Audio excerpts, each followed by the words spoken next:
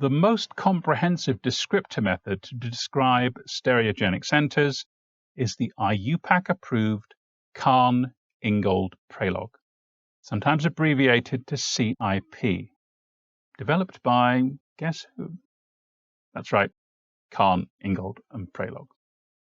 When calculating an IUPAC stereochemical descriptor, each substituent must be assigned a priority. The initial approach to doing this is by atomic number. The higher the atomic number, the higher the priority the atom has. So we can place the following atoms in order of priority.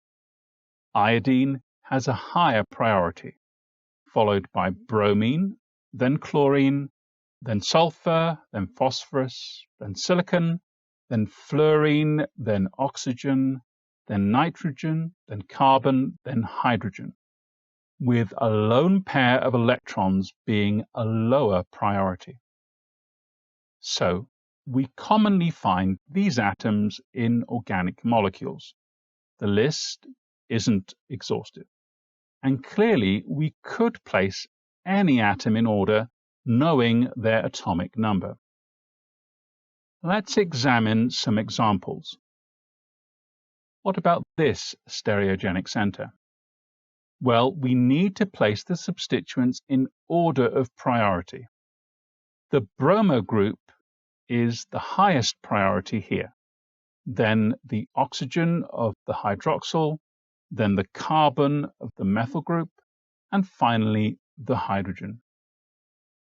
How about applying the priorities to this alkene? Same process, but for alkenes we prioritize the left side and the right side separately. Thus, the fluoro group is a higher priority than the carbon of the methyl group, whilst the silicon of the trimethylsilar group is a higher priority than the hydrogen. In these examples, some substituents have an atom directly attached to the stereogenic center or alkene, and other atoms are attached to that first atom but not directly to the stereogenic center or alkene. Initially, we consider the directly attached atom, and in all these cases here, that provides differentiation, so we don't go further.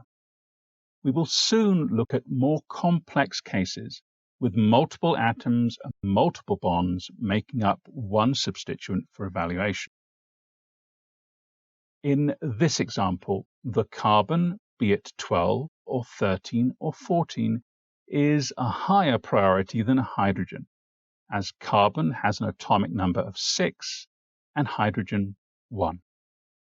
But next, we look at tritium, deuterium, and protium.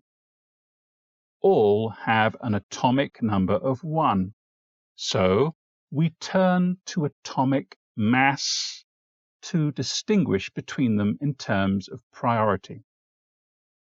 Of the remaining substituents, tritium is the highest atomic mass, thus highest priority, then deuterium, with protium having the lower atomic mass and thus priority. What about this case?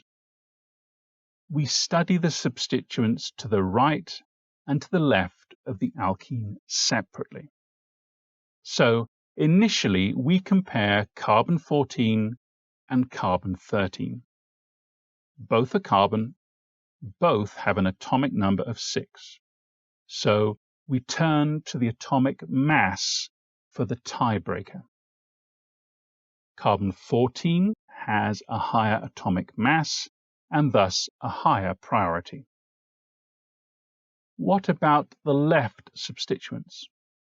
Both are hydrogen. Both have an atomic number of 1.